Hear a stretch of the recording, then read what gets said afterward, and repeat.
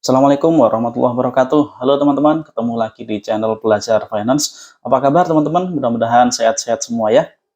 Oke teman-teman, kita lanjutkan ngobrol-ngobrol sharing tentang saham ya. Kali ini saya tertarik bahas saham Adaro nih teman-teman. Kode saham ADRO ya, Adaro. Kenapa saya tertarik? Karena di situ ada dividen yang terkenal jumbo ya untuk emiten Adaro ini, dan juga sebetulnya untuk tahun ini agak tricky karena dia menyimpan peluang profit dan loss yang jika salah-salah mengambil langkah akan berakibat kerugian yang kita derita bisa lumayan dalam, namun juga profit yang cukup menjanjikan.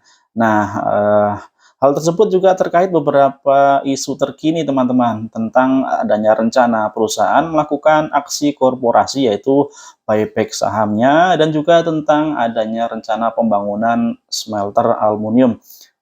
Nah, langsung saja kita lihat pergerakan harga sahamnya untuk Adaro ini mencapai rekor harga tertinggi di Rp4.250 per lembar sahamnya itu di tahun 2022 lalu ya. Ketika itu sedang ada kenaikan harga komoditas yang sangat tinggi, dan untuk harga saat ini di tanggal penutupan perdagangan saham terakhir di hari Kamis tanggal 6 April 2023 harganya ditutup di harga Rp3.020 ya teman-teman ya. Ini video saya rekam tanggal 9 April 2023 ya. Nah, bisa dilihat teman-teman grafiknya seperti itu ya, cukup mengalami sideways yang panjang di kisaran harga 1.200 itu antara tahun 2019 hingga pertengahan 2021 ya, sebelum akhirnya menaiki kenaikan harga yang sangat tinggi di tahun 2022 hingga mencapai puncaknya di harga 4.250. Sedangkan sekarang terkoreksi dari harga tertingginya dan sekarang berhenti di harga 3.020. Ini merupakan pertengahan teman-teman antara harga tertingginya di harga 4.250 dan ya kira-kira rata-rata harganya ya di harga sekitar 1.500-an ya. Yang masih cukup tinggi ya harganya untuk saat ini teman-teman. Kita lihat lebih jauh tentang susunan pemegang sahamnya. Pemegang saham mayoritas yang pertama sebesar 43% itu adalah PT Adaro Strategic Investment. Ini adalah perusahaan Adaro sendiri. Kemudian ada perorangan yang memegang saham cukup tinggi, yaitu tidak lain tidak bukan adalah pemilik dari perusahaan Adaro Group sendiri, yaitu adalah Pak Garibaldi Thohir ya, atau lebih sering disapa dengan sebutan Pak Boy Thohir nih sebesar 6,18% teman-teman. Dan sisanya masyarakat ada 46,72% dan saham Trisuri sebesar 3,19%. Dan ada satu hal yang menarik di sini teman-teman, bahwa terdapat kepemilikan saham oleh beberapa dewan komisaris dan direksinya ya, seperti bisa kita lihat. Di situ ada Pak Edwin Suryajaya, Theodore Permati Rahmat, Ibu Arini Saraswati, dan lain-lain ya. Nah, di mana mereka tersusun dalam Dewan Komisaris dan Direksi, dan sekaligus juga memiliki persentase kepemilikan saham ya. Ini sebuah hal yang positif karena tentunya seseorang tidak akan memiliki sebuah saham di suatu perusahaan jikalau mereka atau kecuali mereka memiliki keyakinan yang besar terhadap perusahaan tersebut ya. Dan terbukti untuk Adaro ini mereka bahkan direksinya dan komisarisnya memiliki saham di perusahaan Adaro ini teman-teman. Selanjutnya kita lihat tentang earning per share dari tahun 2019 sampai 2022. Dan 2022 menjadi EPS tertinggi ya, di mana EPS-nya naik hampir 3 kali lipat menjadi 1.213. Ini adalah laba bersih yang bisa dihasilkan oleh satu lembar sahamnya teman-teman. Naik jauh dibanding tahun sebelumnya, di mana tahun 2021 IPS-nya baru berkisar di angka 416. Dan kita lihat lebih jauh tentang ringkasan-ringkasan dari laporan keuangannya ya. Ini adalah data yang disajikan secara historis dari tahun 2018 hingga tahun 2022 ya. Di paling kiri nomor 2 itu adalah tahun 2022 dan bergeser ke kanan ke tahun-tahun sebelumnya teman-teman. Saya tertarik, saya mulai dengan akun kas di situ. Kas di situ mengalami kenaikan yang sangat tinggi di tahun 2022 menjadi 64 triliun ya, naik 2 kali lipatnya lebih dibanding tahun 2021 sebesar 25 triliun.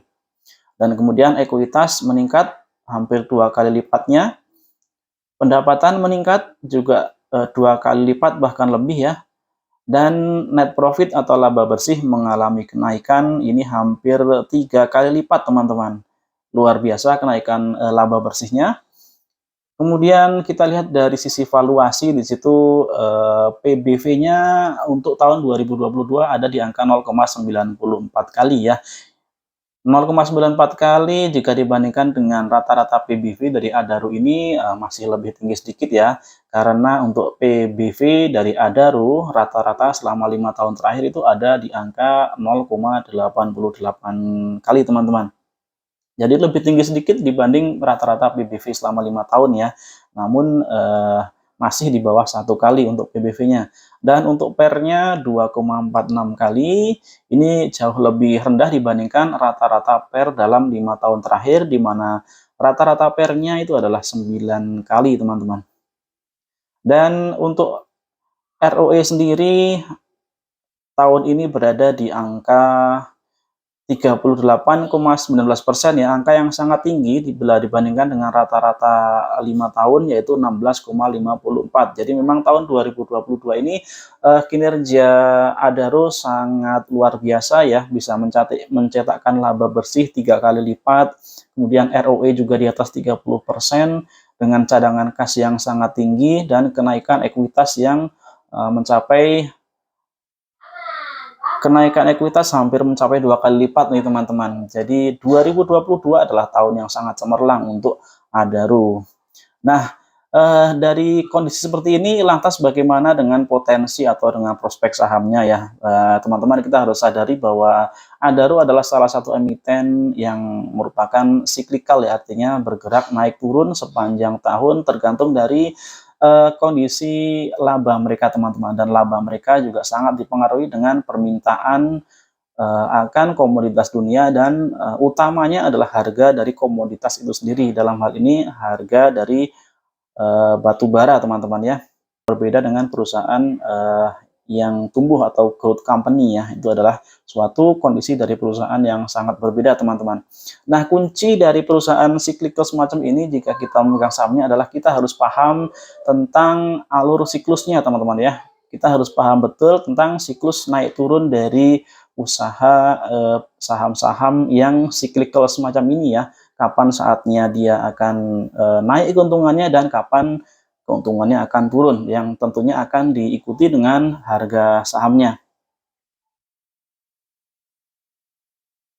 Nah, untuk Adaro ini tidak pernah dividennya absen teman-teman ya, artinya tiap tahun selalu membagikan dividen setahun 2 kali, pertama dividen interim di akhir tahun dan kemudian dividen finalnya di sekitar bulan Juni ya. Kemudian ada isu strategis lain yang patut kita cermati untuk saham Adaro teman-teman, yaitu bahwa perusahaan akan mengadakan buyback saham. Total pembelian atau buyback saham yang akan dilakukan adalah senilai 4 triliun rupiah. Dan kita patut bandingkan dengan kas yang ada dari Adaro untuk laporan keuangan terakhir, yaitu kas tersedia 64 triliun. Artinya untuk kas sangat-sangat longgar, sangat-sangat leluasa jika sebagian kecil atau sebesar 4 triliun itu akan digunakan oleh perusahaan untuk melakukan aksi buyback ya. Dan tentunya aksi buyback ini sendiri juga ada sisi positifnya untuk melindungi harga sahamnya agar tidak terjun bebas ya, karena dengan adanya buyback tentu saja meningkatkan jumlah demand dari pembelian saham itu sendiri dan juga memperkuat status permodalan di perusahaan sendiri, karena tentunya saham yang dilakukan buyback akan dicatat sebagai saham treasury yang menjadi modal ya, yang sewaktu-waktu bisa direalisasikan menjadi kas ya apabila perusahaan memerlukan tambahan modal teman-teman. Satu lagi teman-teman, isu terkini yang berkaitan dengan PT Adaro ini yaitu tentang rencana pembangunan smelter, di mana berita terakhirnya yang saya kutip itu PT Adaro mengalami kesulitan dalam menemukan bank-bank yang bersedia memberikan jaminan, memberikan pinjaman ya, memberikan pinjaman atas pembangunan proyek smelter tersebut, dikarenakan Ketentuan untuk pemberian pinjaman sekarang diperketat ya, terutama untuk pembangunan pembangkit listrik yang menggunakan energi fosil itu beberapa bank sudah tidak memberikan izin lagi ya. Jadi ceritanya untuk pembangunan smelter aluminium itu nanti akan berdampingan dengan pembangunan PLTU juga yang menggunakan batu bara. Nah, dan disitulah bank-bank tersebut tidak memberikan persetujuannya teman-teman tentang pemberian kredit pembangunan smelter tersebut ya. Oke, kemudian bagaimana perkiraan dividennya untuk final year 2022? Kita asumsikan dividen payout ratio-nya atau DPR-nya sama dengan tahun sebelumnya ya. Di mana tahun sebelumnya dividen payout ratio-nya itu 72,49%. Maka yang pertama kita hitung dulu sisa dividen payout ratio untuk tahun 2022, yaitu 72,49 itu di DPR tahun sebelumnya ya, dikurangi dengan 20,72 itu dividen yang sudah dibayarkan di akhir tahun kemarin atau dividen interim. Maka didapatkan sisa dividen payout ratio yang masih sedia untuk dibayarkan sebesar 51,7%. Dan nominal dividen dari DPR 51,77% itu adalah Rp627,97 per lembar sahamnya ya. Dengan harga sahamnya yang saat ini 3.020, maka akan didapatkan dividen yield tahun buku 2022 pembagian dividen yang kedua ya, sebesar 20,79% teman-teman. Ini dengan tidak menghitung dividen interim yang sudah dibayarkan kemarin ya. Cukup besar 20%, ini sangat luar biasa, tentunya sebuah return investasi yang sangat besar nih teman-teman. Dan potensial gain-nya dari capital gain-nya yang bisa kita dapat berdasarkan kita asumsikan di 3.200 dikurangi harga saat ini, maka capital gain yang bisa kita dapatkan 5,9%. Sedangkan potensial loss-nya kita lihat dari harga penurunan di angka 2.392 ya, harga itu support terdekatnya, maka loss yang mungkin terjadi adalah 20,79 dan ternyata kebetulan sama ya dengan potensi dividennya ya tadi ya, 20,79 ya, persentasenya kebetulan sama nih teman-teman. Oke, itu dia tentang potensi dividen dan juga potensi capital gain atau loss-nya dari Adaro untuk saat ini ya. Satu hal yang patut dicermati adalah dividennya sepertinya akan tetap besar ya di atas 10%, dan beberapa isu yang mempengaruhi diantaranya pembangunan smelter dan langkah perusahaan melakukan buyback ya. Menurut pandangan subjektif saya pribadi, jika teman-teman sudah memiliki sahamnya dan di harga bawah, silahkan berpikir untuk melakukan taking profit ya. Nanti mendekati kumdit, RUPS sendiri akan dilakukan di bulan Mei ya, menurut historis dari tahun-tahun yang sudah. Jadi jika sudah dapat di harga bawah di bulan-bulan sebelumnya, silahkan untuk kira-kira bulan depan bisa taking profit.